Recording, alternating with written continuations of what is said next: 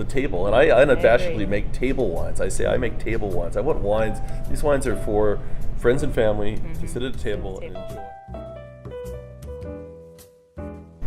Hi, welcome to the Los Olivos Wine Merchant and Cafe, where you not only get to taste California's Central Coast wines, but you also get to meet the winemakers. And today we have Doug Margerum of Margerum Wine Company.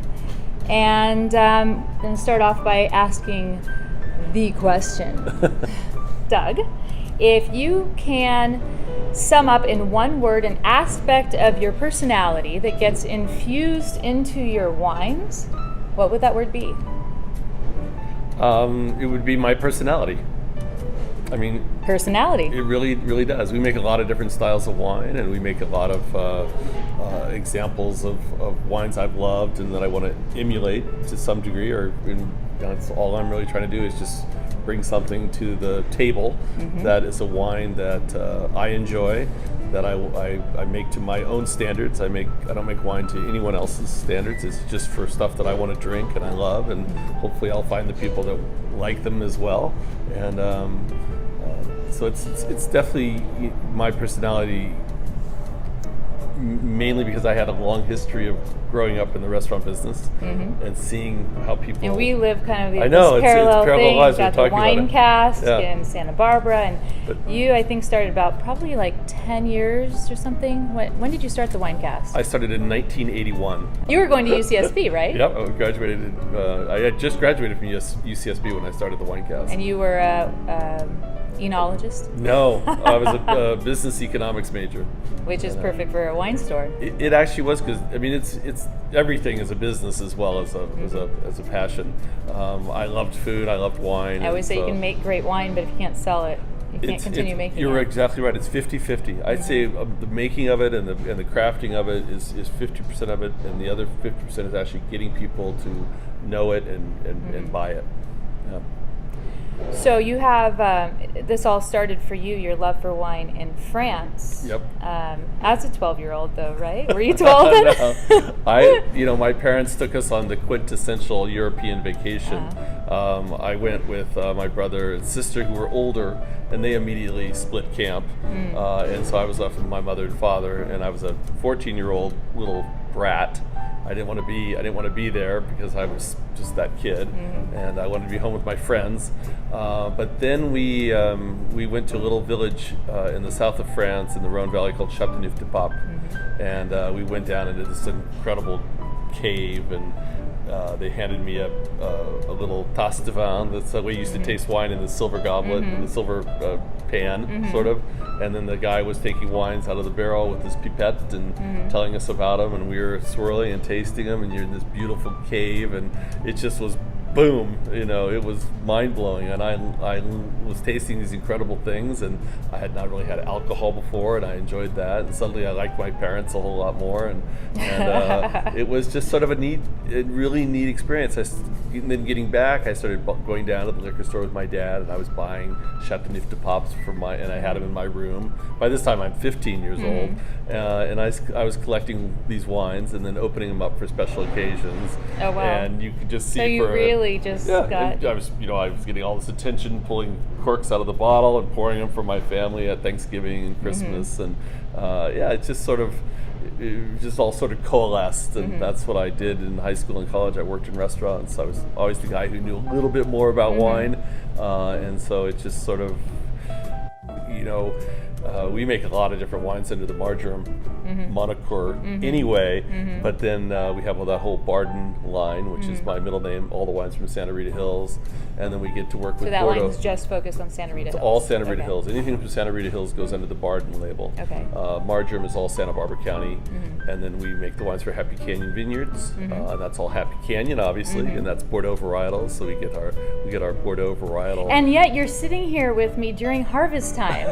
I don't know how you balance it all. I'm heading over to the winery immediately after. I drove by a bunch of trucks. Neighbors were harvesting. I'm like, how is Doug doing this? But it's been one of those great, it reminds me a lot of 2007. 2007 was, it was the perfect harvest. Everything came in, the numbers were just so great, and it was so cool in such a such a mild summer and fall that we weren't panicking. Usually harvest is just a total nutcase panic. You get these heat spikes and everything comes in at once, and I'm really excited about this harvest. And what have you harvested so far? We've harvested a lot of Pinot Noir. We've almost harvested all the Sauvignon Blanc. We've already started in on Chardonnay, obviously for Bard, and we've harvested a lot of Grenache for Rosé. We make a lot of Rosé, I don't think Bordeaux varietals will be in it for another month, maybe, the red Bordeaux varietals. So looking at the weather, obviously the big worry this year is rain. But that happened in 10, and that was fine. We made some great wines in 2010 after having a series of rainstorms. So. Well, we've talked about the past, and now we're very much the present as being in the middle of harvest. And when you were talking about rosé, it made me think of the future, like how much rosé you're selling. And it's been interesting in the industry, seeing how, back in my college days when I was working in restaurants, the people who ordered rosé were not your people who also who drank any other wine besides rosé. They were white Zinfandel people. Yeah, yes. And white Zinfandel ruined rosé for America. And that has changed. Oh, absolutely. Big time. Now these dry, light Provençal rosés are really the rage, and I was lucky enough to. But yet it got people into wine. Oh yeah, it was a hook. Absolutely. I mean, even people ask me about 2-buck Chuck. Even that got people into wine, because instead of having beer or sweet iced tea with dinner, they were having wine with dinner, and it was like, wait, this is better. And then then their tastes get. I always sort of try something else. I always sort of say that we're sort of glorified drug dealers, because we get you on something, and then you can't. Once you go that next step up in quality, you can't go back down. You get it's like that with food. The harder and harder stuff, same thing. It's like that with art and everything. You can't go back. Yeah. So for the future, for Santa Barbara County, for yourself, Margerum Wines, seeing how much this area has grown and changed, where do you see yourself in it? Where do you see the changes in Santa Barbara County? Where do you see it going? The biggest part of our future is just down the street from you here. Is our new estate vineyard.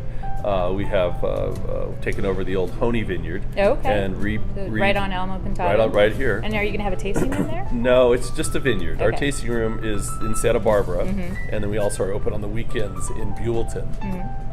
But we have repositioned that vineyard to be all Rhone varietals. We have 10 different Rhone varietals: Grenache, Syrah, Mourvedre, Cunoise, and Cinsault for the red, and Grenache Blanc, Marsanne, Roussanne, Viognier, and Picpoul Blanc for the white varietals. And so we make, obviously, our two flagship wines are M5 Red and M5 White. The M5 White is all from the estate. A good portion of the M5 Red is from the estate, but we planted mostly white grapes on the flat part. And then up on the hillside. And how many acres is it? It's 18.5 acres. So it'll for our production where we are right now, it'll take up about a third of our production will be from the estate. We of course still buy grapes. I mean, obviously Sauvignon Blanc doesn't grow here, but it grows great in Happy Canyon, and Chardonnay and Pinot Noir doesn't grow here, but it grows great in Santa Rita Hills. So we'll still always buy grapes. And maybe that's where a big change has happened. Is now people know what grows well where. Absolutely. Even when I started, 18 years ago in making my own wine versus starting in the industry. I started in 1981, so that's 37 years ago.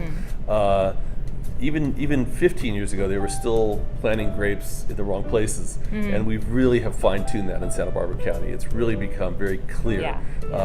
There's no Syrah really in Happy Canyon anymore. In fact, Syrah and Rhone varietals have moved quite a bit west. Some of the best Syrah and Grenache we're making right now is from Santa Rita Hills, which you would never think of Syrah. Wow, I'm very surprised. And Grenache being from Santa Rita Hills. Well, Doug, thank you for all you've done for Santa Barbara County and bringing these great wines to the table. I'm looking forward to my restaurants month. and wine stores, and good luck in your pursuit of continuing and just being able to focus on this one thing. Cool. Thank you very much. Congratulations. Cheers. Cheers.